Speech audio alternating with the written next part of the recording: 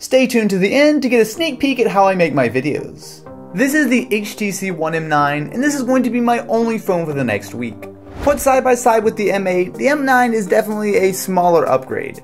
So on the surface it looks very similar. You'll be able to tell that the front-facing camera looks a little bit bigger and that the speaker has been slightly redesigned, but on the whole of it, it's a very similar looking phone.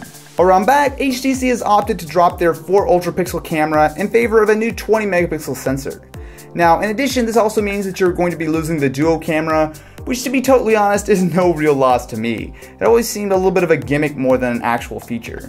Alright, so today was day 2 with the One M9, and so far so good. One thing that has been bothering me a little bit is the placement of the power button. So it's down on the right side below the volume rocker, and it's in a little bit of an awkward spot. So I keep wanting to pick up the phone and I accidentally keep hitting the power button.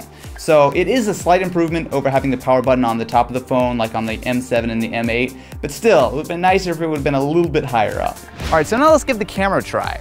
So it's going to be storming here in a few minutes, so don't have a lot of time. Let's try to take a few pictures and video and see what we can get. Oh look, that's overexposed, no!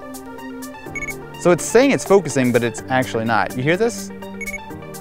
It just makes that noise as soon as I touch the screen, but it actually is not even like necessarily done focusing. You can get some decent pictures with the M9.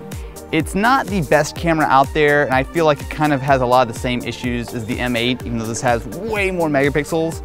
It's okay, but I think the big deal is the fact that the processing just is not that great. Now, there are going to be some updates coming for the camera soon, and hopefully they'll fix it, but right now, it's a little disappointing. With an 8-core processor and 3 GB of RAM, the One M9 is no slouch when it comes to performance. However, there is one drawback to all this power, and that is the heat. Doing everyday things like checking Twitter and watching video is enough to make the One M9 noticeably warm to the touch. Now, it never really exceeded around 100 degrees as far as the back temperature goes, but that's still a little bit on the warm side for a phone. One thing I've really been appreciating are the boom sound speakers. Having 2 front-facing stereo speakers that actually sound good is such a nice thing. I always forget about it when I switch over to another phone and then pick up an HTC One and go, oh, right, this is what a phone's supposed to sound like. I've been pretty easy on the One M9 battery this week and it hasn't let me down. Now usually the big test is if a phone can survive a full day when I'm traveling. Since that's not an option, I decided to run the One M9 as well as the One M8 and the new Galaxy S6 Edge through the PC Mart battery test. The results were a little disappointing.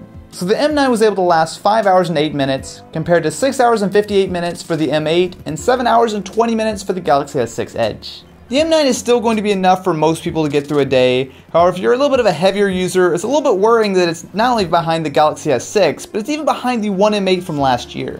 Looking at the screen on the One M9, I think HTC absolutely made the right decision in keeping it 1080p. However, the color looks a little bit odd. It's a good screen that most people will have no problems with. However, I did notice that it tend to be a little bit on the blue side, especially compared to the M8. I'm typically more of a fan of stock Android, however I've got to say that HTC has made some nice customizations here. I appreciate things like HTC's camera app, which is a big step forward compared to Google's stock camera app. However, there are also some weird things that Sense brings along, including some very bizarre quick settings which have the text cut off, a little bit weirdly laid out. It's just a mess. The HTC One M9 is a good phone, however it's not much of an upgrade over the M8. Put it side by side with the Galaxy S6 and it just can't keep up. So what do you guys think? Let me know in the comments below, and I've got to give a big shout out to VideoBlocks for making this video possible. I use all kinds of gear when it comes to making my videos, from cameras to computers, but one of the most useful tools I have is VideoBlocks. VideoBlocks is a subscription service that gives you unlimited access to stock footage, backgrounds, and After Effects templates. If you've ever looked at buying stock footage for a video, you'll know that it can get crazy expensive. I needed a few clips for a project a few months back, and it ended up costing me like $300. With VideoBlocks, you can get that same 100% royalty-free content for use on places like YouTube, which can be massively helpful for making videos you might not be able to do otherwise. You can start a free 7-day trial at the link in the description, so if you want to up your video game, definitely be sure to go check it out. Anyway guys, thank you so much for watching, and I will catch you in the next one.